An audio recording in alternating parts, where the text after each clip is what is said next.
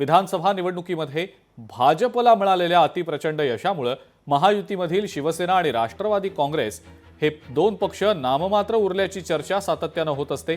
अशातच भाजप आणि शिवसेनेमध्ये दुरावा निर्माण झाल्याचे संकेत देणारी एक महत्त्वाची माहिती समोर आलेली आहे। राज्यातील आपत्ती व्यवस्थापन समितीमधून उपमुख्यमंत्री असलेल्या एकनाथ शिंदेंना वगळण्यात आलेलं आहे।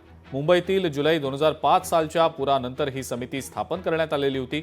आपत्कालीन परिस्थितीत ही समिती मुख्यमंत्र्यांच्या नेतृत्वाखाली संबंधित यंत्रणांशी समन्वय साधण्याचं काम करत असते। मुख्यमंत्री हे या समितीचे पदसिद्ध अध्यक्ष असतात।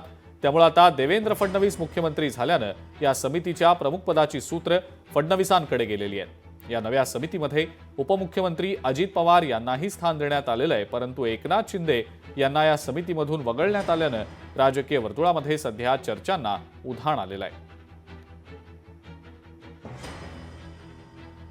आपत्ती व्यवस्थापनामध्ये कदाचित अजित पवारांना जास्त ज्ञान असेल, कारण त्यांचे जे काका आहेत माननीय शरद पवार साहेब, हे राष्ट्रीय नॅशनल डिझास्टर मॅनेजमेंटचं त्यांना अटल बिहारी वाजपेयींनी प्रमुख केलं होतं गुजरातच्या भूकंपानंतर भुजला झालेला।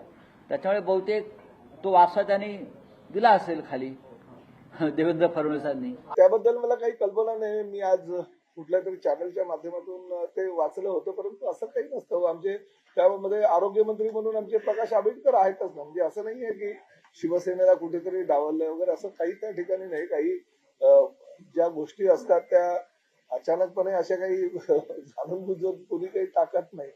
त्यामध्ये काही तांत्रिक आणि कायदेशीर अडचणी असतील, परंतु तिघेही आमचे प्रमुख नेते आहेत, एकनाथ शिंदे साहेब, देवेंद्रजी आणि त्याचबरोबर अजितदादा पवार। त्यामुळे योग्यपणे ते तिघांच्या अंडरस्टँडिंग मध्ये जे काही झालं असेल ते झालं असणार, आणि जर नसेल झालं तर मग त्यावर तोडगा काढण्यात येईल।